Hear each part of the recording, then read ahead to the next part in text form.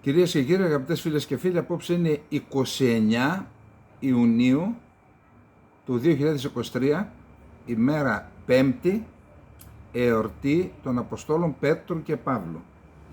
Οι Πέτροι και οι Παύλοι και οι Παυλίνες και οι Πετρούλες να χαίρονται την ονομαστική τους εορτή, και να πω ότι στον Πόντο αλλά και στην Καπαδοκία, ίσως το έχω ξαναπεί αλλά δεν ακούνε όλες τις εκπομπές όλοι, όταν είχαμε ονομαστική εορτή δεν έλεγαν ποτέ χρόνια πολλά, έλεγαν να ζεις με το όνομα μας. Στον Πόντο Ισμήν Λεγιασιά, στην Καπαδοκία οι τουρκόφωνοι οικισμοί. Γιατί το έλεγαν αυτό? Ήταν ίσως η ιερότερη ευχή προς ένα χριστιανό, να ζήσεις διατηρώντας το όνομά σου και να μην ασπαστείς το Ισλάμ για να γίνεις Μεχμέτ, Αχμέτ και τα λοιπά. Άρα να ζείτε με το όνομά σας Πέτροι, Παύλοι, Πετρούλες, Παυλίνες και ό,τι άλλο. Αύριο έχουμε τον Αγίων Αποστόλων. Θα κάνω μια αναφορά για το θέμα από βιώματα που έχω από το χωριό. Να δούμε όμως ένα θέμα που μας αφορά εδώ στην Ελλάδα. Μας αφορά δια της τεθλασμένης ή από σπόντα, θα έλεγα. Ο κυβερνήτης της Φλόρινα, Ρον Ντεσάντις, ο οποίος είναι, εάν βγει από τη μέση ο Τραμπ με το ηχητικό για το οποίο μιλήσαμε χθες, παρεμπιπτόντως. Ακούστε, επειδή, εντάξει, τώρα καταλαβαίνω ότι ο καθένας λέει αυτά που μπορεί να πει και αυτά που ξέρει. Κάποιος έγραψε, προφανώς επειδή αγαπάει τον Τραμπ, λέει αυτό, λέει είναι μάλλον το ηχητικό. Για όσους δεν είδαν τη χθεσινή εκπομπή, υπάρχει ένα ηχητικό όπου ο Τραμπ όχι μόνο ομολογεί, αλλά και κάποιοι συνεργάτες του λέει πρόσεξε, γιατί αυτά που λες, υπάρχουν άνθρωποι εδώ που δεν είναι εξουσιοδοτημένοι για απόρριτα και έχουμε πρόβλημα. Τους μίλησε λοιπόν για το σχέδιο επίθεσης που είχε συντάξει το Πεντάγωνο εναντίον του Ιράν. Ένα μυστικό σχέδιο, φυσικά τα σχέδια μυστικά.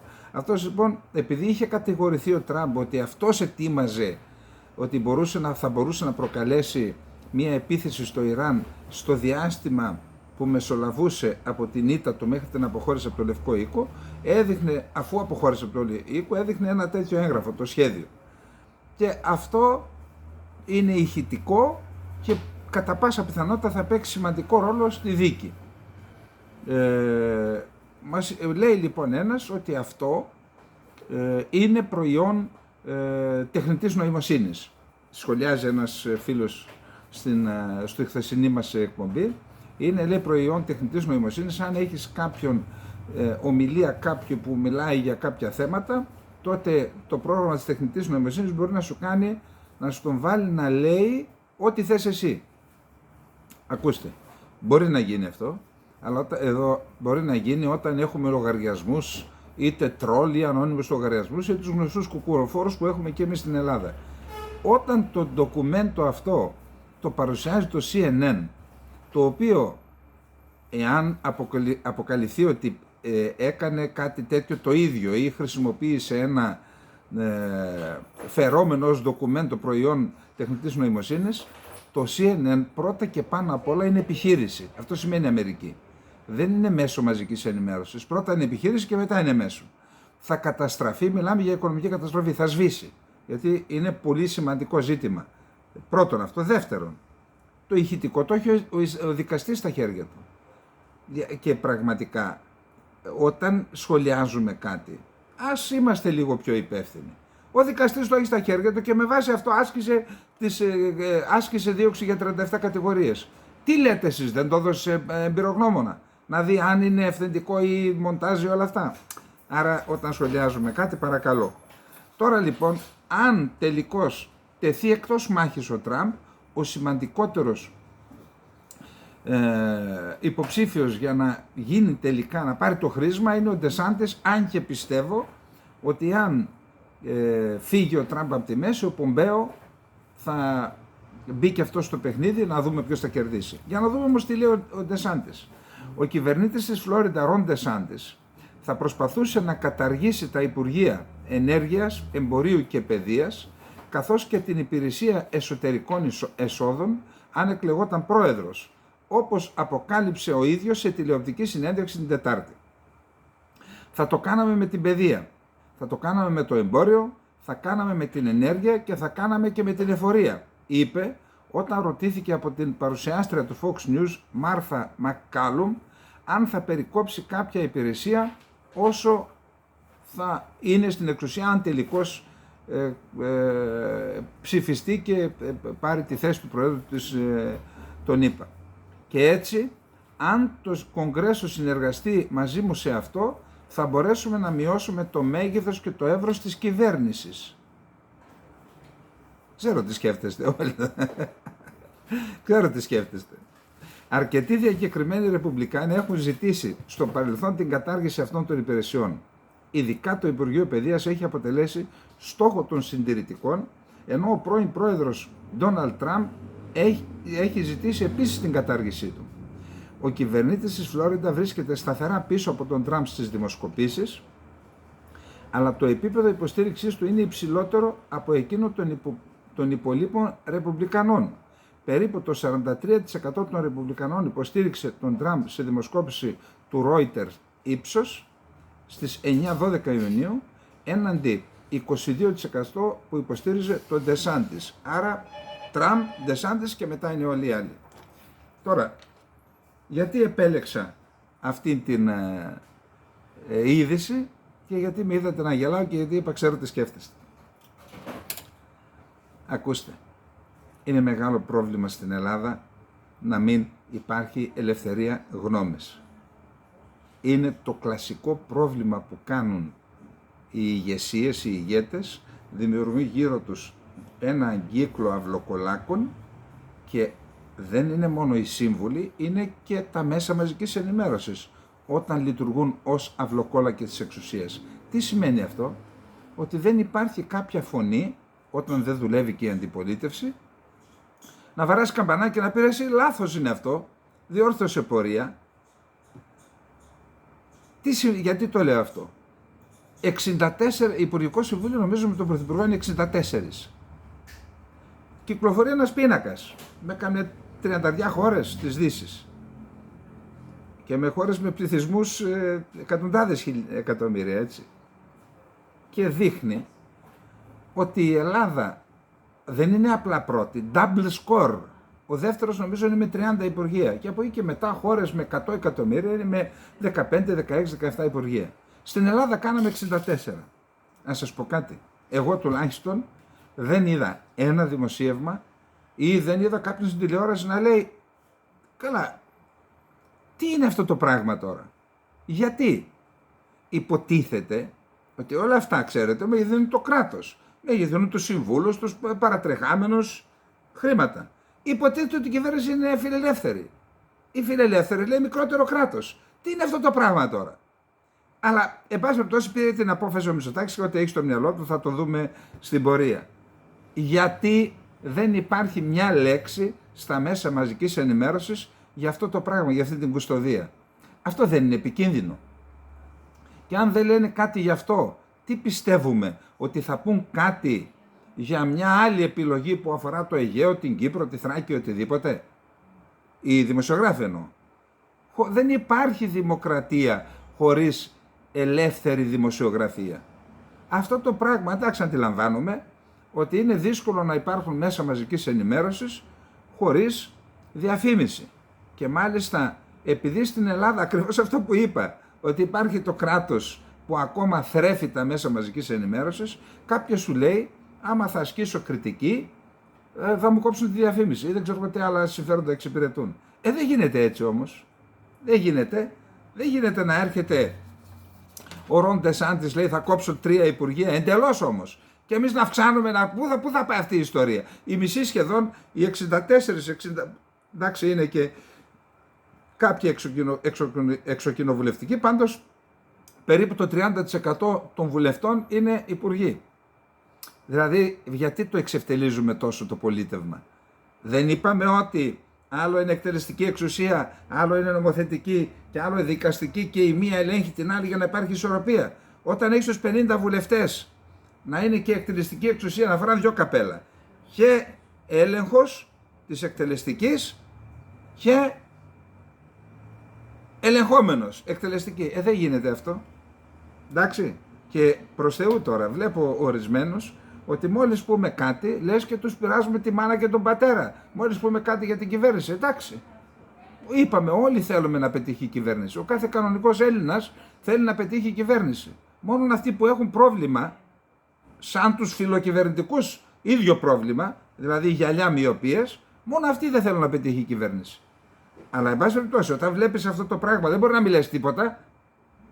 Έτσι, γι' αυτό προειδοποιώ αυτούς που έχουν τα πατομπούκαλα γυαλιά, που δεν βλέπουν τίποτα, βλέπουν μόνο αυτά που τους λένε να βλέπουν, μην σχολιάζουν τώρα και μην ενοχλούνται. Καλό τους κάνει η κριτική. Εντάξει. Και σας το λέω εγώ που έχω δεχτεί κριτική, ύβρις και τα λοιπά, ακόμα και η κακόβουλη κριτική μου έχει κάνει καλό. Με έχει βοηθήσει να σκεφτώ γιατί το λέει αυτός, γιατί το λέει ο άλλος, να κατανοήσω καλύτερα και την κοινωνία αν θέλετε και τον κόσμο, να δω και τα λάθη μου. Άρα μην τρελαίνεστε άμα πούμε κάτι για την κυβέρνηση και θα λέμε. Εντάξει. Πάμε στο δεύτερο θέμα μας. Πού είμαστε τώρα? Εδώ. Δεύτερο θέμα, Βάγνερ.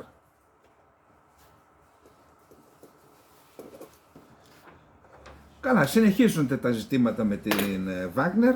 Έχουμε ένα στρατηγός από τις ΗΠΑ, δεν ξέρω ο Πετρέους ποιος ήταν, είπε στο Βάγνερ του, στείλε μήνυμα, εννοώ δημοσίως, του λέει, κοίτα, μην κάθεσαι κοντά σε παράθυρα, παρεμπιπτόντως λέει, γιατί λέει ένας φίλος μου, ο Κώστας εδώ, συνεργάτες μου, λέει, βέβαια, μα κάθεσαι στα παράθυρα και είναι ανοιχτά, φυσάει, σε διαμπερί και μπορεί να κρυολογήσεις. Άρα προσθέλει την υγεία του, καταλαβαίνετε γιατί. Μην φάει καμιά σφαίρα από μακριά. Και κυκλοφορεί τώρα πάλι ένα τέτοιο, δεν ξέρω πόσο είναι πραγματικότητα και πόσο είναι φτιαχτό, ότι το δωμάτιο που κατοικεί ο Πριγκόζιν στη Λευκορωσία δεν έχει παράθυρο. Εντάξει, πώς θα παίρνει ανάσα ο άνθρωπος? Καθαρό αέρα, πώς θα παίρνει? Είδα φωτογραφίες δορυφορικές της Παρασκευής και σημερινές. Σκεφτείτε τι περνούν οι δορυφόροι από πάνω και πόσα φωτογραφίζουν κάθε μέρα, τα πάντα. Είδα λοιπόν φωτογραφίες που δείχνουν πώς ήταν κάποια στρατόπεδα που δεν είναι σε λειτουργία σε απόσταση 140 χιλιόμετρων από το Μίνσκ, του στρατού της Λευκορωσίας, πώς ήταν πριν μια εβδομάδα και πώς είναι τώρα 6 μέρες μετά. Άλλο πράγμα. Δηλαδή γίνονται εργασίες ανακατασκευής, φυσικά δεν πρόκειται, αν πάνε πάνω από 20.000 άνθρωποι, δεν πρόκειται όλοι να στρατονιστούν σε κανονικές, θα έχουν και σκηνές και τέτοια πράγματα. Εν πάση περιπτώσει, φαίνεται ότι γίνονται εντατικές εργασίες για την μετεγκατάσταση ενός μέρους, όσοι μείνουν, της δύναμης της Βάγνερ στη Λευκορωσία. Εδώ υπάρχει ένα θέμα τώρα. Πώς θα πάνε? Πέστε ότι είναι 20.000. Αν πάνε 20.000 άνθρωποι εκεί, που κάθε μήνας μπαίνει, μήνας βγαίνει, αυτοί οι μισθοφόροι είναι, λέει φέρ τα λεφτά μου. Μα αν πάνε εκεί χωρίς έργο, χωρίς να τους έχει ανατεθεί κάποια αποστολή, ποιος θα τους πληρώνει αυτούς? Από πού θα πληρώνονται? Πόσο θα αντέξει να πληρώνει 20.000 από $1.000 βάλτε, είναι 20 εκατομμύρια το μήνα. Με τους 12 μήνες, για βάλτε, πού θα τα βρει αυτά ο Πριγκόζιν? Δεν έχει καμία μηχανή που να κόβει λεφτά. Άρα, εκεί αυτοί πήγαν για να κάποιος θα τους πληρώνει και κάποια αποστολή θα κληθούν να εκτελέσουν. Εκτιμήσεις κάνουμε. Εγώ θεωρώ, επαναλαμβάνω, τώρα δεν είναι ώρα για ιδεολειψίες, είπαμε. Ναι, μισθοφορικό στρατός, καταρχάς πρέπει να προβληματιστεί η ανθρωπότητα και η Ελλάδα. Με τον μισθοφορικό στρατό ήταν πιο αποτελεσματική από τους υπόλοιπους. Αυτό δείχνουν τα πράγματα, έτσι. Και όχι μόνο οι Ουκρανοί και οι Τσετσένοι. Οι Τσετσένοι για άλλους λόγους που δεν είναι μισθοφόροι εκείνοι, αλλά εδώ λοιπόν έχουμε να κάνουμε με έναν εξαιρετικά έμπειρο και αξιόμαχο στρατό. Δεν έχει σημασία. Το ηθικό μέρος βάλτε το στην άκρη. Τώρα πόλεμος και ηθική αφήστε τα. Αυτό λοιπόν είναι μια απειλή. Πρώτον για την Ουκρανία. Εάν αυτοί ανοίξουν ένα μέτωπο από εκεί, ήδη αντιμετωπίζει προβλήματα αντεπίθεση, θα δούμε μετά, θα καταρρεύσει. Και είναι 200 χιλιόμετρα από τα σύνορα, έτσι. Επίσης, εύλογη η ανησυχία του ΝΑΤΟ, σε όλα τα επίπεδα την άκουσα, ακόμα και ο Σόλτς δήλωσε. Ανησυχεί για την παρουσία της Βάγνερ εκεί. Γιατί η Λευκορωσία, άμα τη δείτε, είναι μια προέκταση της Ρωσίας, γύρω-γύρω όλα τα κράτη είναι μέλη του ΝΑΤΟ, πλην Ουκρανίας, που και αυτή θα δούμε, θα γίνει. Άρα είναι ένα θέμα αυτό.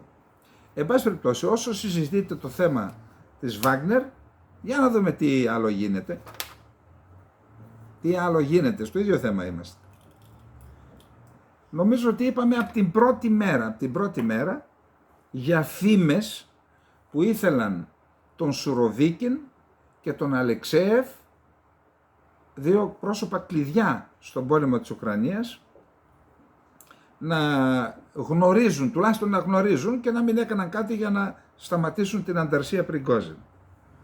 Από την πρώτη μέρα το είπαμε στην εκπομπή μας. Βλέπουμε λοιπόν διάφορα δημοσιεύματα. Μέχρι χθες τα δημοσιεύματα ήταν δυτικά, New York Times και τα λοιπά. Και είπαμε ότι υπάρχει πιθανότητα, επειδή ο Σουροβίκιν είναι και αυτός έμπειρος, λέγεται στρατηγός Αρμαγεδόν, το λένε ο σφαγέας της Συρίας και τα λοιπά, πάντως στο πεδίο αυτός εξουδωτέρωσε το Ισλαμικό κράτος και εδώ τον έφερε ο Πούτιν, διέταξε και στην αρχή ήταν αρχηγός, ενοποίησε όλα τα μέτωπα, τον έκανε γενικό αρχηγό του πολέμου στην Ουκρανία. Μετά κάτι έγινε και έφερε το Σοϊγκού από πάνω, από κάτω το Σουροβίκιν και ο Σουροβίκης έμεινε υποδιοικητής. Υπαρχηγός όλο του. Είπαμε λοιπόν ότι κατά πάσα πιθανότητα, υπήρχε μια πιθανότητα να τα δημοσιεύματα αυτά να είχαν ως στόχο να αυξήσουν την καχυποψία Πούτιν κατά το Σουροβίκιν, να τον αποσύρει και έτσι να αποδυναμωθεί το μέτωπο για τη Ρωσία, αφού αυτός ο έμπειρος και τα λοιπά. Όμως δεν είναι μόνο είδα και ένα λογαριασμό ρωσικό, ο οποίος και αυτός έλεγε τα ίδια. Σταματήστε, ο Σουροβίκιν είναι έμπειρος, μην το κάνετε κτλ. Για να δούμε όμως τι λένε τώρα οι Moscow Times. Άμα το λένε εκεί στη Μόσχα, δεν γίνεται ρε παιδιά, κάτι τρέχει. Προσέξτε εδώ τώρα. Στη σύλληψη του Ρώσου στρατηγού Σεργέη Σουροβίκιν προχώρησαν οι ρωσικές αρχές, όπως μεταδίδει το Moscow Times, το περιοδικό Moscow Times ηλεκτρονικό, επικαλούμενο πηγές, προσέξτε δεν είναι φήμες, επικαλούμενο πηγές προσκύμενες του Υπουργείου Άμυνας που μίλησαν υπό την προϋπόθεση της ανωνυμίας. Καλά, τα ξέρουμε αυτά.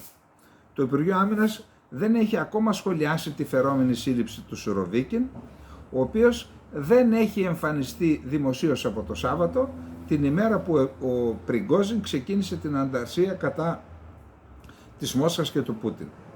Η περίπτωσή του δεν ήταν εντάξει για τις αρχές. Δεν μπορώ να πω τίποτα περισσότερο, δήλωσε μία από τις πηγές. Σύμφωνα με δεύτερη πηγή, η σύλληψη πραγματοποιήθηκε για τον Πριγκόζιν, για τη στάση που τήρησε ο Σουροβίκιν στο θέμα Πριγκόζιν. Προφανώς, ο Σουροβίκιν επέλεξε την πλευρά του Πριγκόζιν κατά τη διάρκεια της ανταρσίας και τον έπιασαν, δήλωσε η πηγή. Όταν ρωτήθηκε για το πού βρίσκεται σήμερα ο Σεργέη Σουροβίκιν, η πηγή απάντησε: «Δεν σχολιάζουμε καν αυτές τις πληροφορίες μέσω των εσωτερικών μας διάβλων». Βέβαια, τα πάντα υποκλέπτονται, τα πάντα ακούγονται. Και πώς αφού ακούγονται τα πάντα και υποκλέπτονται δεν υπέκλεψαν τις συνομιλίες του Πριγκόζιν. Τώρα το ξέραν αυτό, αν δεν το ξέραν μιλάμε για διαλυμένο μαγαζί, έτσι. Νωρίτερα την Τετάρτη, ο πολεμικός blogger Βλάντιμιρ Ρωμάνοφ δήλωσε ότι ο Σουροβίκιν συνελήφθη την Κυριακή, την επόμενη της αποτυχημένης ανταρσίας.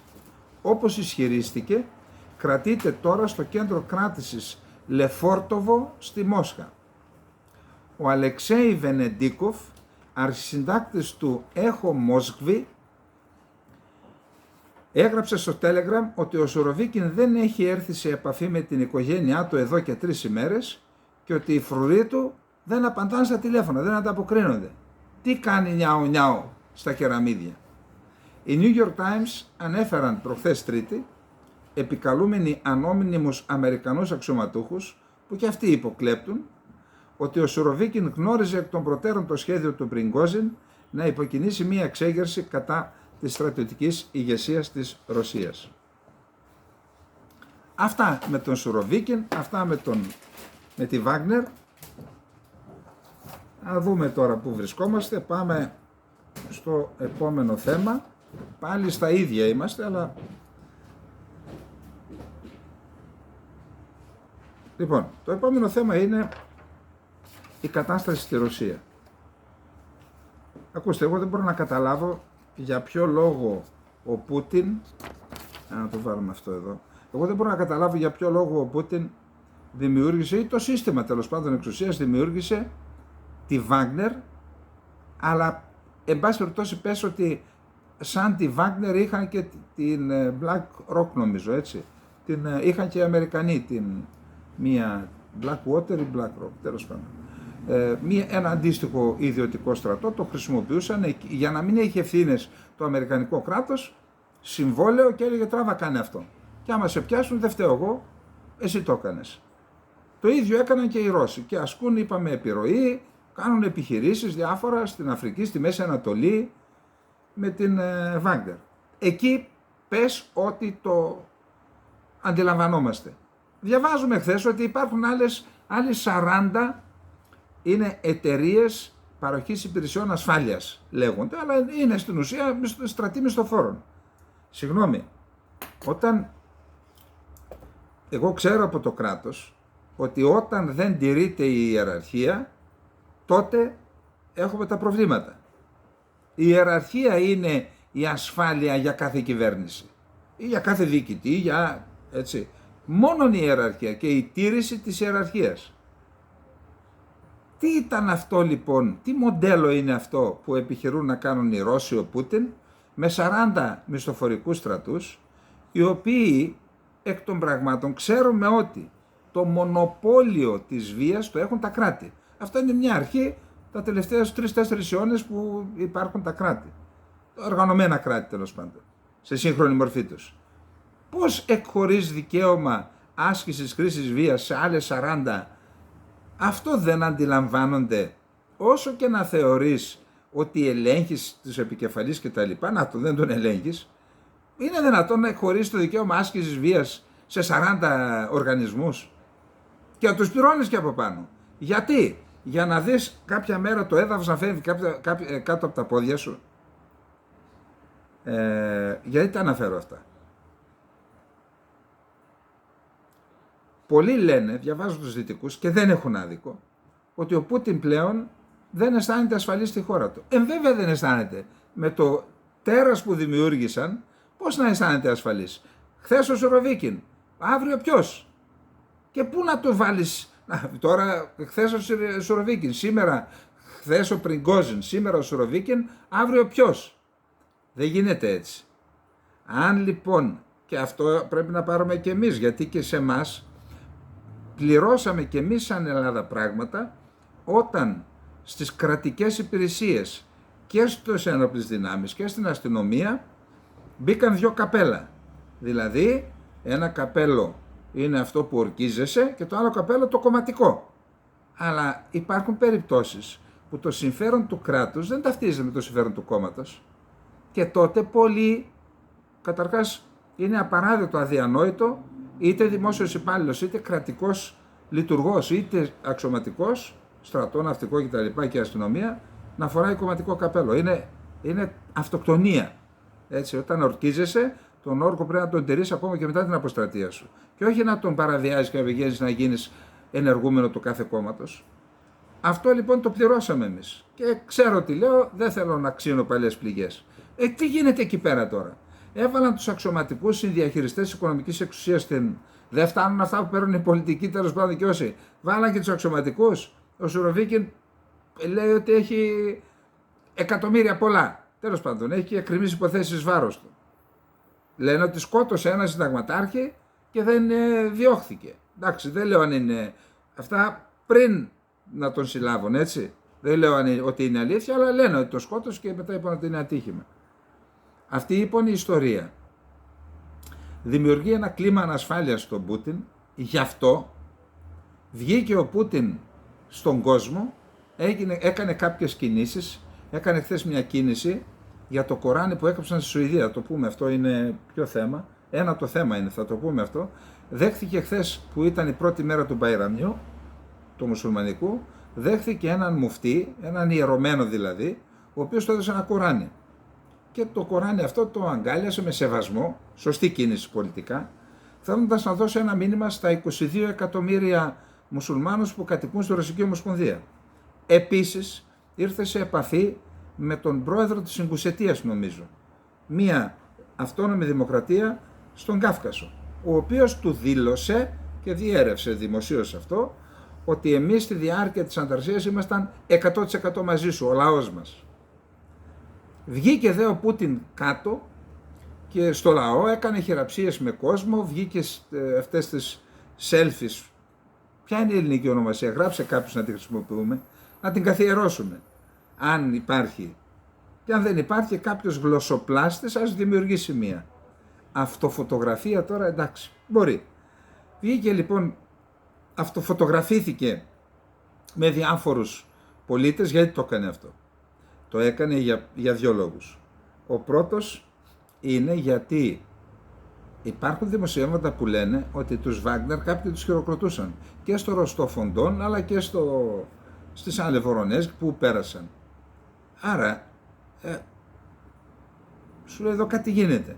Ο δεύτερος λόγος ποιος είναι? Θέλει ο Πούτιν να πάει κοντά στο λαό για να δείξει και στη Δύση ότι είναι ισχυρός, να δείξει και στο λαό όμως ότι είναι μαζί με τον λαό. Εν πάση περιπτώσει, εγώ επαναλαμβάνω ότι αυτό που ήταν το πλεονέκτημα της Σοβιετικής Ένωσης και της Ρωσίας, ισχυρές μυστικές υπηρεσίες, και για να είναι ισχυρές πρέπει να είναι και αδιάφθορες, αλλά και ένοπλες δυνάμεις που απέδειξαν με μεγάλο τίμημα την ισχύ τους και την αποτελεσματικότητά τους όταν νίκησαν τους Ναζί. Τώρα τι να πω, εάν αυτά τα ισχυρά όπλα τα μετατρέπεις σε διαφθορείο, τότε που θα σε πάνε? Θα έρθει και η ώρα σου. Αυτή είναι η άποψή μου σε σχέση με δημοσιεύματα που λέγονται για την κατάσταση στη Ρωσία. Θεώρησα σωστό να κάνω κι εγώ αυτή την αναφορά. Λοιπόν, πάμε στο επόμενο θέμα μας που είναι η αντεπίθεση. Αντεπίθεση. Επειδή κάποιος φίλος είπε δεν είπα κάτι για την επίθεση στο Κραματόρσκ. Δίκιο έχει, έπρεπε να το πω, αλλά μην νομίζετε τώρα, υπάρχουν εδώ, έχω στίβες είναι τα χαρτιά, στην επιλογή μπορεί να ξεφεύγει. Έγινε μία πυραυλική επίθεση σε ένα εστιατόριο που ήταν δίπλα σε ένα ξενοδοχείο στο Κραματόρσκ. Το Κραματόρσκ είναι μία σημαντική πόλη, ανήκει, αν δεν κάνω λάθος, στην περιφέρεια του Ντονέτσκ, είναι κέντρο για τους Ουκρανούς, έτσι, όπως θέλετε, κέντρο στρατιωτικό, διαμετακομιστικό προς τα μέτωπα κτλ. Εκεί λοιπόν έγινε μια πυραυλική επίθεση, σκοτώθηκαν 10 άνθρωποι και μεταξύ αυτών και 2 κορίτσια, 10 και 11 ετών. Προσέξτε τι συμβαίνει. Διαβάζω ρωσικούς λογαριασμούς. Λένε ότι είναι έγκλημα να βάζουν υπήρχαν λέει ξένοι λεγεωνάριοι, Αμερικανοί, Κολομβιανοί, θα δείτε μετά. Ήταν ξένοι οι οποίοι είτε παίζουν επιτελικό ρόλο είτε είναι και μαχητές, αλλά αξιωματούχοι ήταν, αξιωματικοί. Και αυτοί λοιπόν ήταν στο εστιατόριο, ήταν και στο ξενοδοχείο. Κάποιος ο οποίος συνελήφθη, είπαν οι Ουκρανοί, έδωσε την πληροφορία και μετά ήρθε ο πύραυλος. Και σκοτώθηκαν και ξένοι και άμαχοι. Οι Ρώσοι λένε η ευθύνη είναι των Ουκρανών που βάζουν τους ανθρώπους που εμπλέκονται στον πόλεμο μέσα σε αμάχους και εμείς πρέπει να σκοτώσουμε, άρα σκοτώνουμε και αμάχους. Από την άλλη πλευρά οι Ουκρανοί αρνούνται, αποκρύπτουν εντελώς ότι υπήρχαν όλα αυτά που είπαμε και ρίχνουν την ευθύνη στους Ρώσους. Εγώ θεωρώ ότι και να βλέπω τους Δυτικούς, τους οποίους τους κατηγορούν για πολλά, αλλά έχουν περάσει άνθρωποι στρατοδικείο στη Δανία, στην Αυστραλία, γιατί σε μια επίθεση δεν φρόντισαν να πάρουν όλα τα απαραίτητα μέτρα και σκοτώθηκε ένας πολίτης. Ένας. Μάλιστα υπάρχει και μια ταινία στο Αφγανιστάν, αν την έχετε δει, που τίθεται αυτό το δίλημμα για να πάρουν την απόφαση. Υπήρχε νομικός σύμβουλος με τα ντρόν κτλ. Άρα δεν υπάρχει δικαιολογία. Όταν σκοτώνονται άμαχοι δεν υπάρχει δικαιολογία. Απ' την άλλη πλευρά όμως δεν μπορούμε να μην θίξουμε εμείς το θέμα, αφού καταδικάζουμε οριζοντίως και καθέτως επίθεση όπου υπάρχουν άμαχοι είναι απαράδεκτη. Τι δουλειά έχουν οι ξένοι εκεί πέρα? Ο πρόεδρος της Κολομβίας, και πώς αποδεικνύεται, ο πρόεδρος της Κολομβίας δήλωσε ότι θα ζητήσει λογαριασμό, θα κάνουν διάβημα στη Ρωσία, επειδή ανάμεσα στους τραυματίες νομίζω υπήρχαν και 3 Κολομβιανοί. Δηλαδή τι ζητούσαν οι Κολομβιανοί? Από την Κολομβία έκαναν διακοπές στο Κραματόρσκ, εκεί που ακούγονται και τα... Κάτι συμβαίνει εκεί πέρα, έτσι. Εν πάση περιπτώσει, αυτά για το Κραματόρσκ. Καταδικαστέα απολύτως η επίθεση. Εντάξει. Αλλά άκρως αποκαλυπτικά και τα αποτελέσματα. Άκρως αποκαλυπτικά. Τι ζητάει η Αλεπού στο παζάρι? Πάμε τώρα. Ο Ουκρανικός στρατός ανακοίνωσε σήμερα ότι προωθεί τις θέσεις του γύρω από τον Μπαχμούτ, στο ανατολικό τμήμα της Ουκρανίας, και παρά την άγρια μάχη ένα μήνα μετά την επίσημη έναρξη της αντεπίθεσης των στρατευμάτων του Κιέβου. Προωθούμαστε κοντά στον Μπαχμούτ και αυτό συνεχίζεται, δήλωσε στο Telegram ο αρχηγός ΓΕΣ της Ουκρανίας, ο στρατηγός Ολεξάνδρ Σίρσκι, όπως μεταδίδει το Μακεδονικό Πρακτορείο, το Αθηναϊκό Μακεδονικό Πρακτορείο, το οποίο επικαλείται το Γαλλικό Πρακτορείο. Εδώ και πολλές εβδομάδες ο Ουκρανικός στρατός επιτίθεται στις πτέρυγες του μετώπου του Μπαχμούτ, επίκεντρο των μαχών στο Ντονμπάς, προχωρώντας σταδιακά, ενώ οι Ρώσοι διατηρούν για την ώρα τον έλεγχο στο εσωτερικό της πόλης, την οποία κατέλαβαν το Μάιο με τις δυνάμεις της Βάγκνερ. Η επίθεση των δυνάμεών μας στις κατευθύνσεις της Μελιτόπολης, του Μπερντιάνσκ και του Μπαχμούτ συνεχίζεται. Δίνει τις κατευθύνσεις, 3 κατευθύνσεις. Δήλωσε από την πλευρά της η Χάνα Μαλιάρ, υφυπουργός άμυνας της Ουκρανίας. Τα στρατεύματά μας ροκανίζουν κάθε μέτρο εδάφους του εχθρού, στο οποίο διεξάγεται άγρια μάχη. Προχωρούν, είπε η υφυπουργός άμυνας η Ουκρανή. Η ίδια δήλωσε επίσης ότι η κατάσταση στην περιοχή του Μπαχμούτ είναι και πάλι τεταμένη, οι σφοδρές μάχες συνεχίζονται, προσθέτοντας ότι ο εχθρός συγκεντρώνει εφέδρους. Η Ουκρανία διεξάγει από τις αρχές Ιουνίου αντεπίθεση με στόχο την ανακατάληψη εδαφών που έχει καταλάβει η Μόσχα στην βόρεια και στην ανατολική και νότια περιοχή. Ο Ζελένσκι δήλωσε σήμερα ότι οι δυνάμεις της Βάγκνερ εξακολουθούν να βρίσκονται στα μέτωπα. Πιθανόν είναι αυτοί που υπέγραψαν τα συμβόλαια, έτσι. Δεν ξέρω. Επίσης είπε ότι ξέρουμε ότι δεν θα ενταχτούμε στο ΝΑΤΟ στη Σύνοδο Κορυφής στο Βίλνιους της Λευκορωσίας, της Λιθουανίας, 11-12 Ιουλίου, αλλά θα πάρουμε πολύ ισχυρές εγγυήσεις. Διάβασα μια ανάλυση ενός δυτικού στρατηγικού κέντρου στρατηγικών μελετών για το πυρηνικό εργοστάσιο της Ζαπορίζια και θεωρούν ότι υπάρχει πιθανότητα να γίνει μια επιχείρηση με ξένη σημαία, δηλαδή να κάνουν μια επιχείρηση στο το πυρηνικό εργοστάσιο της Ζαπορίζια και να πούνε ότι το έκαναν οι Ρώσοι και τα ρίχνει στους Ουκρανούς αυτά, και αυτό φέρνει πιο κοντά έναν πυρηνικό πόλεμο, λέει. Αυτό ας το έχουμε υπόψη μας. Εδώ να πούμε, θα δούμε παρακάτω, γρήγορα να πούμε ότι η Μπέρμποκ πήγε στη Νότια Αφρική και προσπάθησε να πάρει τη Νότια Αφρική με το μέρος της Δύσης εναντίον της Ρωσίας. Δεν τα κατάφερε, συνάντησε τον Υπουργό Εξωτερικών, τον ομόλογό της, Ναλόντι Παντόρ, και ενώ είχε προγραμματιστεί συνάντηση 30 λεπτών με τον πρόεδρο της Νότια Αφρικής, τον Ραφαμόζα, διήρκησε 75 λεπτά. Παρ' όλα αυτά, έχουμε και δηλώσεις της ίδιας, δεν είχε αποτέλεσμα η προσπάθεια, η απόπειρα που έκανε να στρέψει τους Νοτιοαφρικανούς εναντίον της Ρωσίας. Η Ελβετία δεν δόθηκε η άδεια για να απολυθούν 100 άρματα Leopard 1, το προηγούμενο μοντέλο, τα οποία αγόρασε μια εταιρεία, που ανήκει στο κράτος όμως, τα αγόρασε από την Ιταλία για να τα εξυγχρονίσει και συνέχεια να τα πουλήσει. Αυτά απαγορεύεται να δουν στην Ουκρανία. Και πριν πάμε σε αυτά που μεταδίδουν τα ξένα πρακτορεία, να πούμε γιατί ποια είναι τα προβλήματα της αντεπίθεσης. Τα προβλήματα της αντεπίθεσης είναι τα εξής. Σε στρατηγικό επίπεδο η Ρωσία έχει πλήρη υπεροχή στα πυραυλικά χτυπήματα και στην αεροπορική υπεροχή. Πλήρη. Τώρα, σε τακτικό επίπεδο το ζήτημα είναι το εξής. Ότι έχουμε ναρκοπαίδια, τα οποία ακόμα και όταν γίνεται άρση τους υπάρχει σύστημα που ξαναμολύνει τις περιοχές με νάρκες. Άρα, ναρκοπαίδια.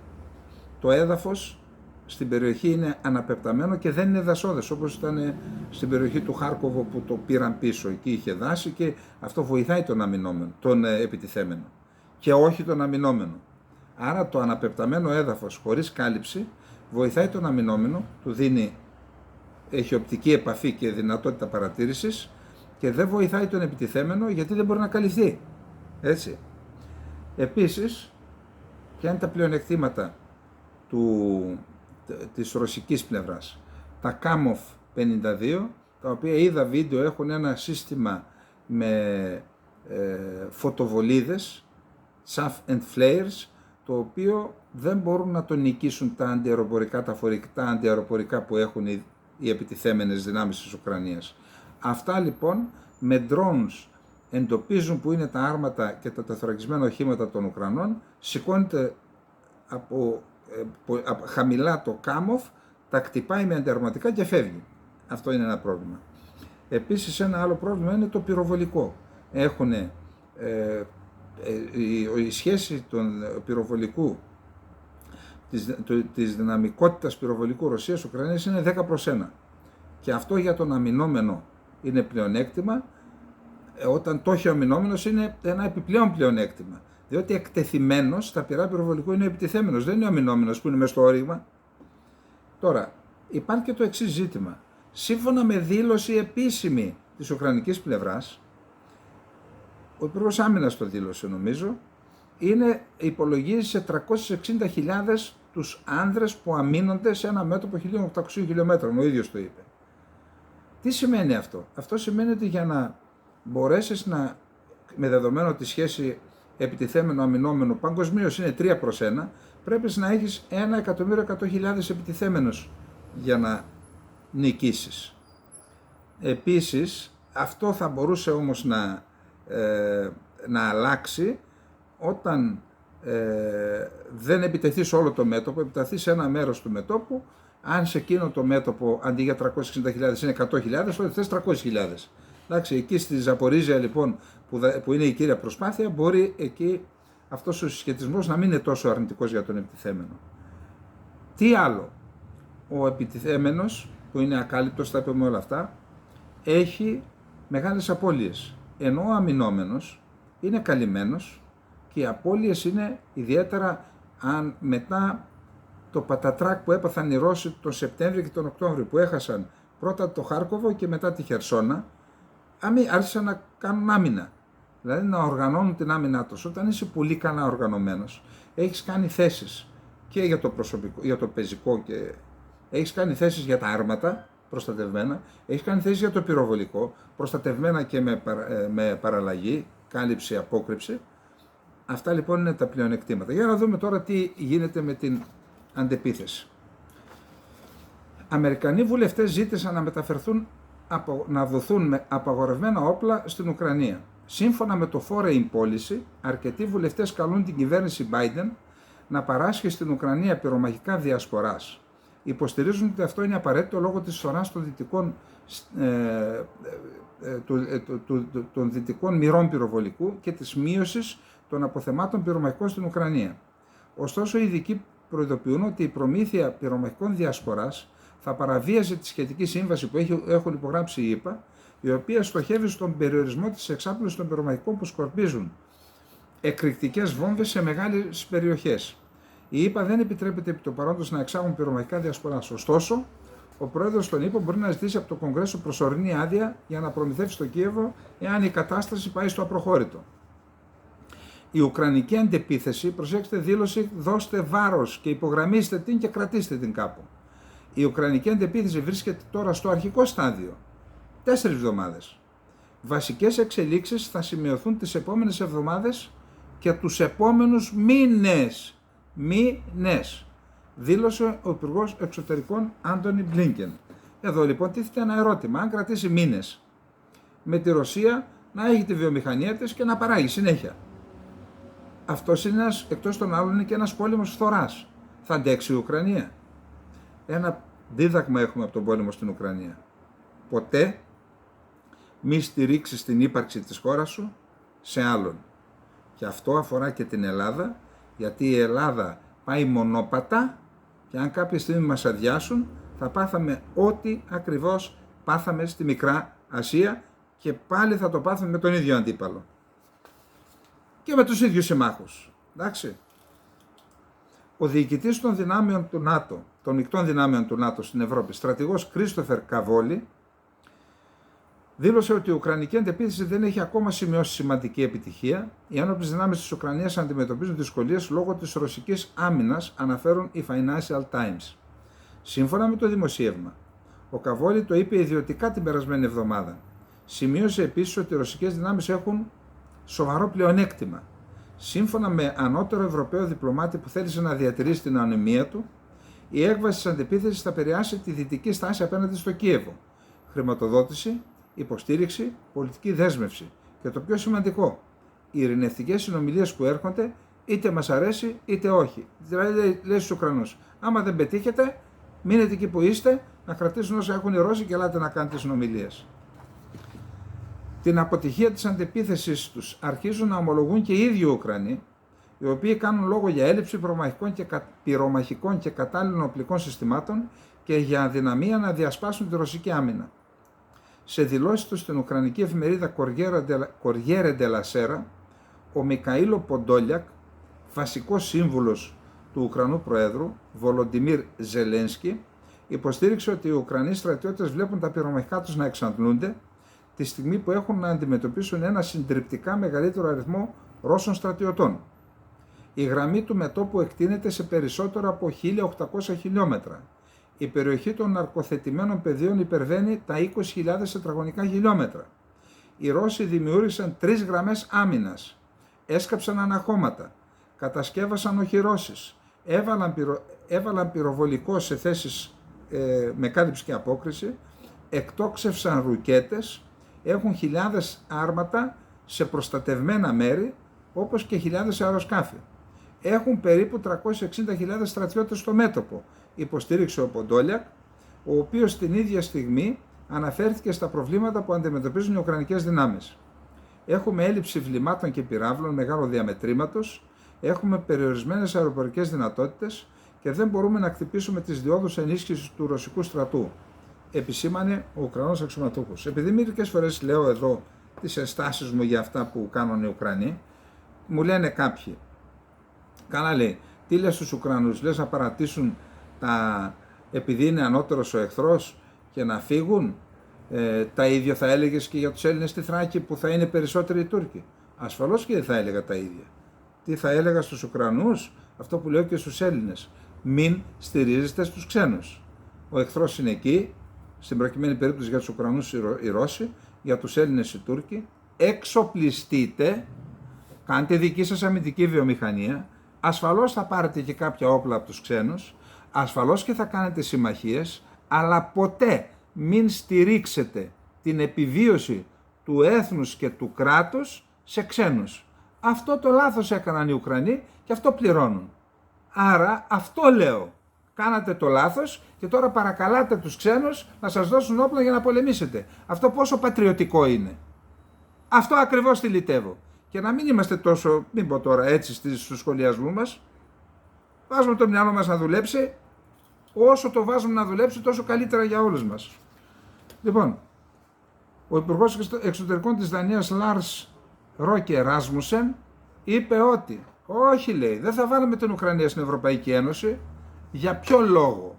Διότι Η Ουκρανία έχει σοβαρά προβλήματα δημοκρατίας και διαφθοράς, κράτους δικαίου και όλα αυτά. Άμα κάνουμε εκπτώσεις, λέει, θα διαλύσουμε την Ευρωπαϊκή Ένωση. Λοιπόν, πάμε στο πέμπτο θέμα.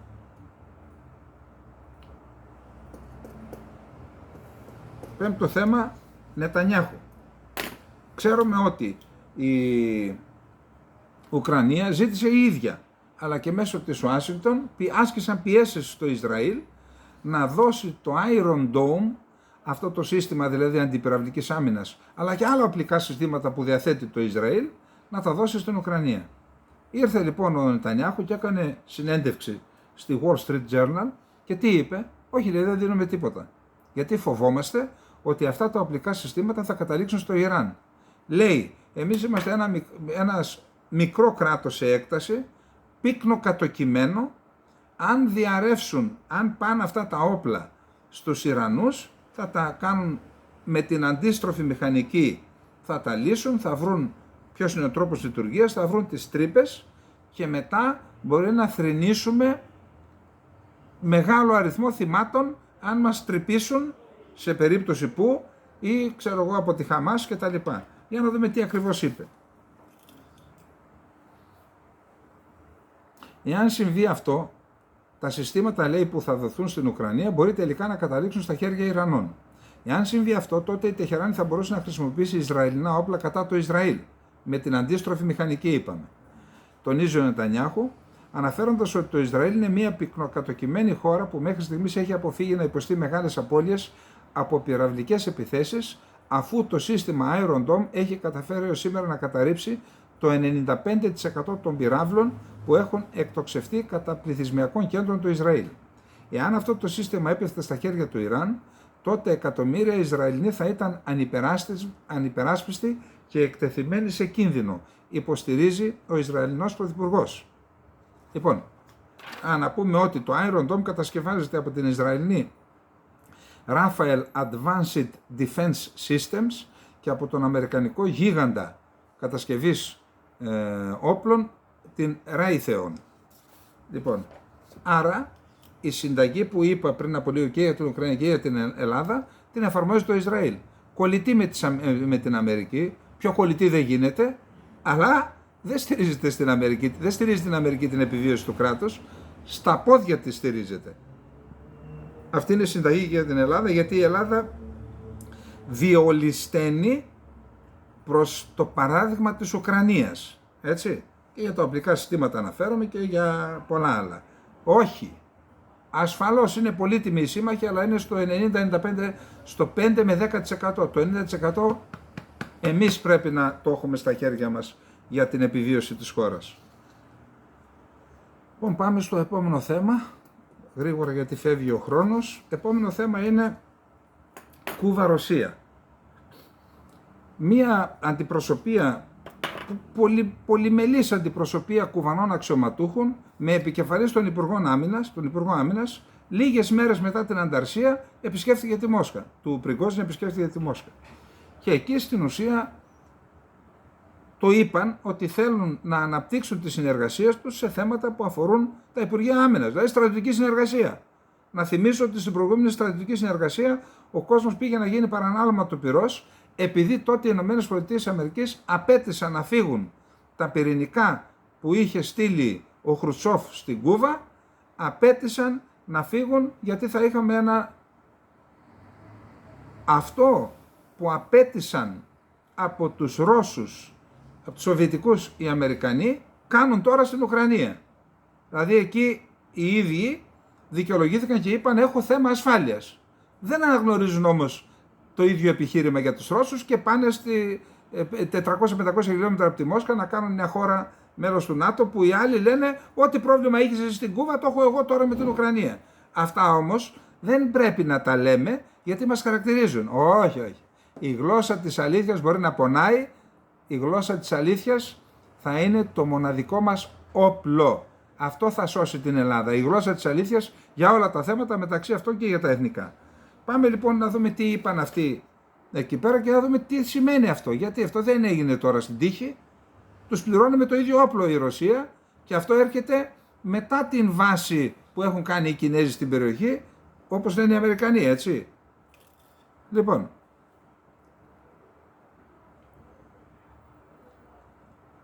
ο Ρώσος Υπουργός Άμυνας Σεργέη Σοϊγκού πρότεινε αυτή την εβδομάδα να επεκταθεί η συνεργασία μεταξύ των ενόπλων δυνάμεων των δύο χωρών σε μεγαλύτερο επίπεδο και βάθος από ό,τι μέχρι τώρα, σύμφωνα με δημοσίευμα της Πρένσα Λατίνα. Η σύνθεση της μεγάλης αντιπροσωπείας δείχνει την ετοιμότητα της Κούβας να συζητήσει ένα ευρύ κύκλο θεμάτων στον στρατιωτικό και τεχνικό αμυντικό τομέα, δήλωσε ο Σοϊγκού, σύμφωνα με το δημοσίευμα. Προτείνω να συζητήσουμε λεπτομερώς όλα τα υπάρχοντα και μελλοντικά προγράμματα στο στρατιωτικό πεδίο. Ο Κουβανός Υπουργός Άμυνας Αλβάρο Λόπες είπε ότι η Αβάνα απέρριψε τις κυρώσεις που επιβλήθηκαν στη Ρωσία από τις ΗΠΑ και επανέλαβε τη θέση της Κούβας ότι οι επιθυμίες των ΗΠΑ για διεύρυνση του ΝΑΤΟ ανάγκασαν τη Ρωσία να δράσει στην Ουκρανία, σύμφωνα με την ανακοίνωση του Ρωσικού Υπουργείου Άμυνας. Άρα είπε ο Λόπες αυτό που είπα, έτσι, ότι όπως εσείς είπατε στους Ρώσους πάρτε και τα πήραν, έτσι και αυτοί λένε μη. Λοιπόν, η ιστορία θα απαιτήσει υπευθυνότητα από τις ΗΠΑ για τις συνέπειες του επιθετικού στρατιωτικού δόγματος πέραν των συνόρων του ΝΑΤΟ, το οποίο απειλεί την ειρήνη, την ασφάλεια και τη διεθνή σταθερότητα, είπε ο Λόπες.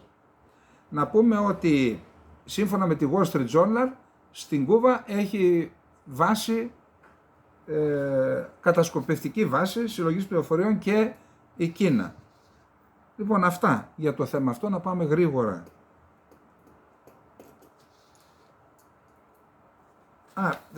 Λέει η Κίνα, πάλι στα θέματα Ηνωμένων Πολιτειών, Ρωσίας, Κίνας, η Κίνα λέει ότι οι ΗΠΑ θα πρέπει να άρουν τις κυρώσεις αν θέλουν να υπάρχουν στρατιωτικές συνομιλίες και διεύλη σε στρατιωτικό επίπεδο μεταξύ ΗΠΑ και Κίνας. Γιατί οι ΗΠΑ θα πρέπει να άρουν τις κυρώσεις κατά της Κίνας προκειμένου να επαναληφθούν οι στρατιωτικές συνομιλίες υψηλού επίπεδου μεταξύ των δύο χωρών, δήλωσε ο Λιου Πενγκιού, εκπρόσωπος της Κινέζικης Πρεσβείας στην Ουάσιγκτον.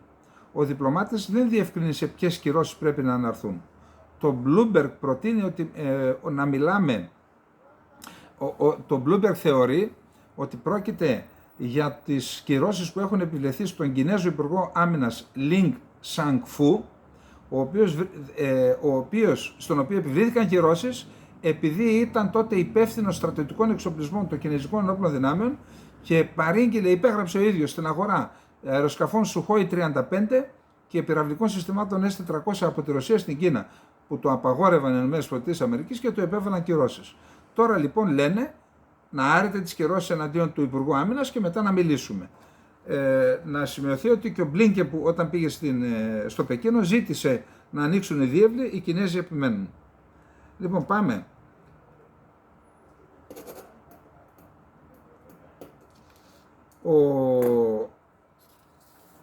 Είπαμε χθες για τον Τραμπ, τώρα ήρθε η σειρά του Biden. Ο Biden τις τελευταίες μέρες έχει κάνει διάφορα γλωσσικά ολισθήματα, δηλαδή άλλο θέλει να πει και άλλο λέει, και εγώ το παθαίνω αυτό τώρα, αλλά μην το λέτε. Λέει λοιπόν ότι υπάρχει επίσημη ανακοίνωση του Λευκού Οίκου που λέει ότι πάσχει από υπνική απνία και ότι κοιμάται με μηχάνημα. Είχα και ένα φίλο εγώ που το έκανε αυτό, αλλά αυτό δεν είναι πάθηση τώρα που δικαιολογεί τις άλλα πράγματα συμβαίνουν. Τώρα υπάρχουν, δεν είμαι γιατρός, αλλά καταλαβαίνετε, όταν ένας άνθρωπος, και εγώ το κάνω είπαμε, και εγώ θα πάω σε γιατρό, αλλά όταν ένας άνθρωπος, προσέξτε τώρα, τα γλωσσικά ολισθήματα των τελευταίων ημερών. Σε σύντομο διάλογο με δημοσιογράφους πρωτού αναχωρήσει από την Ουάσιγκτον για το Σικάγο, ο πρόεδρος των ΗΠΑ, κύριος Biden, δήλωσε ότι ο Βλαντιμίρ Πούτιν χάνει τον πόλεμο στο Ιράκ, εννοώντας προφανώς εκείνον της Ουκρανίας. Ο φίλος μου ο Κώστας που είναι εδώ στο βιβλιοπωλείο, συνάδελφος, λέει και τι είναι το Ιράκ? Να, λέει η Ουκρανία, να το Ιράκ. Τόσο κοντά είναι, πού είναι το πρόβλημα, λέει σε μένα. Ερωτηθείς κατά πόσον πιστεύει ότι το στρατιωτικό κίνημα του Πριγκόζιν υπονόμευσε τη θέση του Ρώσου Προέδρου, απάντησε: είναι δύσκολο να απαντήσουμε με βεβαιότητα, αλλά είναι καθαρό ότι χάνει τον πόλεμο στο Ιράκ, χάνει τον πόλεμο στο εσωτερικό του και έχει καταντήσει παρείας διεθνώς. Και δεν είναι μόνο το ΝΑΤΟ, δεν είναι μόνο η Ευρωπαϊκή Ένωση, είναι η Ιαπωνία, είναι 40 χώρες. δεν ήταν το μοναδικό φραστικό ατύχημα του τελευταίου 24ωρου, σε 24 ώρες έτσι. Το βράδυ της Τρίτης, στη διάρκεια εκδήλωσης για τη συγκέντρωση χρημάτων εν ώψη της προεκλογικής εκστρατείας του 2024, επιμένει ο Biden, μπέρδεψε την Κίνα με την Ινδία, ο πρόεδρος της οποίας, Ναρέντα Μόντι, είχε επισκεφθεί το Λευκό Οίκο και ήταν μαζί πριν 2 μέρες. Πιθανώς γνωρίζετε τον νέο καλύτερό μου φίλο, τον πρωθυπουργό μιας μικρής χώρας που τώρα είναι η μεγαλύτερη του κόσμου, της Κίνας. Εννοώ, συγχωρέστε, με της Ινδίας, εδώ το κατάλαβε, το διόρθωσε. Είχε πει στους συνομιλητές του. Ο 46ος πρόεδρος των ΗΠΑ έχει μακρά ιστορία γλωσσικών ολισθημάτων, αλλά τους τελευταίους μήνες τα περιστατικά πληθαίνουν. Κάτι σημαίνει αυτό, έτσι. Σε μια περίπτωση προσφώνησε τον Βρετανό πρωθυπουργό Ρίση Σούνακ, κύριε Πρόεδρε. Το Ηνωμένο Βασίλειο έχει βασιλιά, δεν έχει πρόεδρο. Ενώ σε μια άλλη αποκάλυψε την εθνική ομάδα ράγκμπι της Νέας Ζηλανδίας Blacks and Tans και όχι All Blacks, όπως είναι το παραξούκλι της. Blacks and Tans ονομαζόταν μια διαβόητη για τη βαρβαρότητά της ομάδα της Βρετανικής χωροφυλακής στον Ιρλανδικό πόλεμο της Ανεξαρτησίας 1919-1921, τότε που είχαμε την περιπέτεια στη Μικρασία. Ο Μπάιντεν είναι Ιρλανδικής καταγωγής. Ήταν κάπου στο νου του αυτό, το είπε. Πάντως, ο Γερμανός καγκελάριος Όλαφ Σόλτς, στην διάρκεια τηλεοπτικής του συνέντευξης στο δίκτυο ARD, δήλωσε ότι δεν έχει αντιληφθεί σημάδια που θα υποδήλωναν ότι ο Τζο Μπάιντεν δεν είναι σε θέση να συνεχίσει να ασκεί το αξίωμά του τα επόμενα χρόνια. Σε δημοσκόπηση του πρακτορείου Reuters τον περασμένο Απρίλιο, το 73% των Αμερικανών και το 63% των Δημοκρατικών απάντησαν ότι είναι πολύ μεγάλος για να συνεχίσει να είναι πρόεδρος. Συγγνώμη τώρα, από τη στιγμή που γίνεται η ερώτηση στο Σόλτς για τι πιστεύετε, μπορεί να συνεχίσει να ασκεί τα καθήκοντά του. Τι πιστεύετε εσείς, δεν υπάρχει θέμα? Γιατί ρώτησε ο δημοσιογράφος, γιατί δεν είπε αυτή η ερώτηση είναι απαράδεκτη, παρακαλώ πάμε στην επόμενη. Σημαίνει υπάρχει θέμα, έτσι. Πάμε στο επόμενο θέμα. Επόμενο θέμα είναι προμήθειες όπλων της Ευρωπαϊκής Ένωσης. Τα κορυφαία θεσμικά όργανα της Ευρωπαϊκής Ένωσης ενέκριναν σχέδιο που διευκολύνει τις χώρες της Ευρωπαϊκής Ένωσης να προβαίνουν σε κοινές αγορές όπλων. Θα το θίξουμε σε επόμενη εκπομπή αυτό. Πάντως είναι ένα πολύ σημαντικό θέμα. Η Ευρωπαϊκή Ένωση, επειδή πιέζεται και από τις ΗΠΑ, από το ΝΑΤΟ, αλλά και από εκ των πραγμάτων από την κατάσταση στην Ουκρανία, πρέπει να δημιουργήσει τη δική της αμυντική βιομηχανία. Και να κάνουμε τώρα μια υπόθεση. Αν η Ελλάδα είχε τώρα μια αξιόλογη αμυντική βιομηχανία όπως είχε το 1980, το 1990, από τότε άρχισε το ξύλωμα. Πόσες δεκάδες χιλιάδες άνθρωποι Έλληνες, εργαζόμενοι Έλληνες θα δούλευαν από αυτό? Τι κεφάλαια θα εισέρεαν στην Ελλάδα και τι επιρροή θα ασκούσε η Ελλάδα, εκεί που είναι ανύπαρκτη σε χώρες που παίρνουν ελληνικά οπλικά συστήματα. Γιατί κατήντησαν έτσι στην Ελλάδα? Γιατί την κατήντησαν έτσι? Να παρακαλάμε τον ένα και τον άλλο να μας δώσουν όπλα. Με τι υποθήκες βάζουμε για όλα αυτά πέρα από τις οικονομικές? Γιατί? Για να αντιμετωπίσουμε τον Τούρκο και όταν έρθει η στιγμή θα δουλέψουν τα όπλα. Για θυμηθείτε τα ήμια. Λοιπόν, γρήγορα στο επόμενο θέμα. Λοιπόν, το επόμενο θέμα είναι το Κοράνι. Είπαμε ότι στη Σουηδία, να το ξαναπούμε, το είπαμε χθες, δεν έχει σημασία, το Φεβρουάριο έκαναν 2 ομάδες ατόμων αίτηση να κάψουν το Κοράνι. Ζήτησαν άδεια από την αστυνομία. Η αστυνομία το απογόρευσε. Προσέφεραν στα δικαστήρια, πρωτοβάθμιο, δευτεροβάθμιο, εφετείο, έκρινε παράνομη την απαγόρευση, είπε όχι, όταν κάποιος θέλει να αυτό αποτελεί παραβίαση του δικαιώματος στην ελεύθερη έκφραση, και έκανε ένας Ιρακινός αίτηση προχθές, ενεκρίθη η αστυνομία, δεν μένανε τα χέρια της από την απόφαση του εφετείου, έκαψε το Κοράνι και μάλιστα διάβασα ότι έβαλε μέσα στο Κοράνι πρώτα μία φέτα από χοιρινό μπέικον για να το λερώσει και στη συνέχεια το έκαψε. Κάποιοι πήγαν να το επιτεθούν και η αστυνομία προστάτεψε τον άνθρωπο, ήταν και κανένα δυο άλλοι εκεί που έκανε αυτή την ενέργεια και κυνήγησε αυτούς που πήγαν να εμποδίσουν. Προσέξτε πώς λειτουργεί η δημοκρατία στη Σουηδία. Αυτή η δημοκρατία πάει να ακυρώσει η Τουρκία. Εν πάση περιπτώσει, εγώ δεν λέω ότι πρέπει να γίνει αυτό το πράγμα εδώ, προς Θεού, έτσι, να κάψουμε τα Κοράνια και να έχουμε με όλους αυτούς εδώ προβλήματα. Λέω πώς λειτουργεί η δημοκρατία στη Σουηδία. Γιατί μπορεί κάποιος να πάρει μια λέξη από εδώ, την κόψει και να μας κάνει και να πούμε διάφορες ανοησίες. Τα έχουμε ζήσει αυτά. Λοιπόν, αυτό τι προκάλεσε? Αριστεροτές αντιδράσεις, η Τουρκία, ο Φιντάν, ένας Ισλαμιστής σκληρός και επικίνδυνος για τη Δύση, για τα αμερικανικά συμφέροντα, για τα συμφέροντα του Ισραήλ. Μην βλέπετε τώρα που κάνουν τον Αλέκο και πάνε να του πιάνουν το χέρι. Παρεμπιπτόντως και ο κύριος Γεραπετρίτης λέει: είχε τηλεφωνική συνομιλία μαζί του. Πιστεύω να του πούν οι σύμβουλοι του κυρίου Γεραπετρίτη, ότι τα χέρια του κυρίου όταν του κάνει χειραψία είναι γεμάτα με αίμα. Να προσέχει, τουλάχιστον να πάει να πληθεί αμέσως μετά.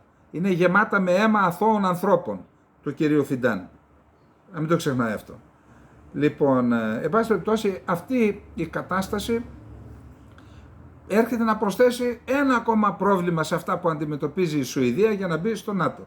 Το ξαναλέω, λάθος της Σουηδίας που πήρε στην υπόθεση αυτή στην πλάτη της. Η Σουηδία έπρεπε να υποβάλει την αίτηση, θέλω να μπω στο ΝΑΤΟ. Κατά τα άλλα, βρείτε τα εσείς με την Τουρκία, το ΝΑΤΟ δηλαδή και η Αμερική. Όχι τώρα η Σουηδία να περνάει όλες αυτές τις περιπέτειες και να εξευτελίζεται από τον Ερντογάν, από την χώρα η οποία είναι πρωταθλήτρια σε παραβιάσεις ανθρωπίνων δικαιωμάτων, φυλακίσεις αντιφρονούντων, δημοσιογράφων, ανθρώπων που λένε εγώ ή έχω αυτή την εθνική ταυτότητα και τους χώνουν στη φυλακή και τρώνε 20 και 30 χρόνια. Αυτή τη χώρα με 2 γενοκτονίες στην πλάτη της, 3 γενοκτονίες, και θα επιβάλλει αυτή τις απόψεις της σε μια σκανδιναβική χώρα δημοκρατική?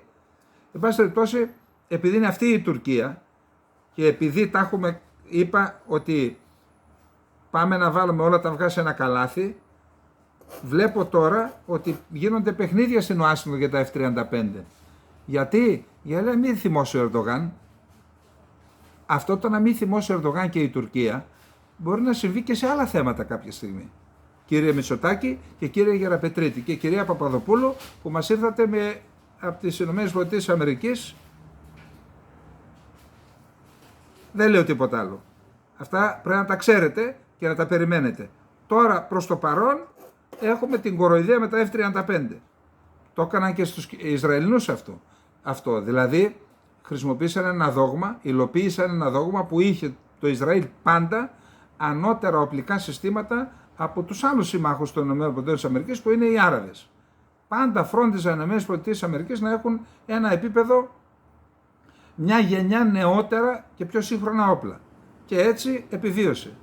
Το ίδιο θέλουν να κάνουν και στην Ελλάδα. Ναι, αλλά το Ισραήλ ανέπτυξε και τη δικιά του αμυντική βιομηχανία. Έκανε συμπαραγωγές και όταν πάνε να του πούνε οι Αμερικανοί, όπως τώρα δώσε, κάνε, τάνε, εκεί που αυτό δεν συμβαδίζει και δεν εξυπηρετεί τα εθνικά του συμφέροντα ή τα βλάπτει, λένε όχι, δεν το κάνω. Εμείς είμαστε στη θέση να το κάνουμε αυτό όταν δεν έχουμε ούτε βίδα από αυτά που εξασφαλίζουν την εθνική μας άμυνα. Λοιπόν, αυτά να πάμε στο τρεπάλι, δεν λέμε για τα κόκκινα, θα τα πούμε αύριο. Για να δούμε εδώ τι μας λέει ο φίλος μας, περιμένετε. Λοιπόν, ναι. Να σας πω το τελευταίο, το 10ο θέμα και τα υπόλοιπα θα τα πούμε αύριο. Λοιπόν, δεν ξέρω πώς έχετε βιώματα από τα βουνά. Στα βουνά υπάρχει η απόλυτη ησυχία. Τα μόνα που μιλούν είναι τα φυλλώματα των δένδρων, τα νερά που τρέχουν στα ριάκια και τα αγρίμια και καναπουλί. Υπάρχει απόλυτη ησυχία στο βουνό. Και επειδή έχω ζήσει πολλά χρόνια, δηλαδή από μαθητής δημοτικού μέχρι να μπω στην Ευελπίδων, στο βουνό ήμουν τα καλοκαίρια. Έβοσκα το κοπάδι του πατέρα μου που είχε ένα κοπάδι αγελάδια. Και την έζησα αυτή την ησυχία μία μέρα του χρόνου και όταν έδιναν δεκαημερία, λεγόταν 10 ημέρες στην άδεια να ξυλέψεις, αλλά αυτό δεν το ζούσα εγώ, γιατί ήταν το σχολείο τότε. Το καλοκαίρι όμως, η μοναδική μέρα που το βουνό ζωντάνευε ήταν των Αγίων Αποστόλων, σαν αύριο δηλαδή. Τότε σχεδόν όλο το χωριό πήγαινε και διάλεγε ένα δέντρο φλαμουριά. Τίλιο το λένε, αλλά εμείς φλαμουριά το λέμε. Γιατί αυτή την εποχή ανθίζει, βρίσκεται στην καλύτερη φάση του το άνθος της φλαμουριάς και πήγαιναν οικογενειακώς οι άνθρωποι, έπιαναν μέσα στο δάσος ένα δέντρο, ανέβαινε ο άντρας ή το παιδί πάνω στο βουνό, έκοβε κλαδιά ανθισμένα, έπεφταν κάτω και επί τόπου είχαν στρώσει τα κιλίμια και εκεί έκοβαν τα λουλούδια, τα έβαζαν μέσα σε ειδικά πανιά, τα μετέφεραν στο χωριό, τα στέγνωναν και μετά το χειμώνα αυτό μαζί με ένα άλλο χόρτο που δεν το έχω δει πουθενά αλλού, ένα άλλο χόρτο ήταν το αφέψιμα του χειμώνα, το τσάι μας δηλαδή. Το τσάι αυτό το μαζεύουμε από τις χαράδρες, εκεί που έχει υγρασία, ή τα άνθη της φλαμουριάς. Εκείνη την ημέρα λοιπόν, αν ήσουν στο βουνό, άκουγες είτε τα τσεκούρια που έκοβαν τα κλαδιά, είτε και τους ανθρώπους που μιλούσαν. Ζωντάνευε το βουνό, η μοναδική μέρα που ζωντάνευε το βουνό των Αγίων Αποστόλων, σαν αύριο. Δυστυχώς δεν θα είμαι στο χωριό, αν και είμαι σίγουρος ότι πλέον δεν. Έφυγε και αυτό. Χάθηκε και αυτές οι ωραίες στιγμές από τα βουνά μας. Λοιπόν, αυτά είχαμε να πούμε για απόψε. Να είστε όλες και όλοι καλά. Καληνύχτα.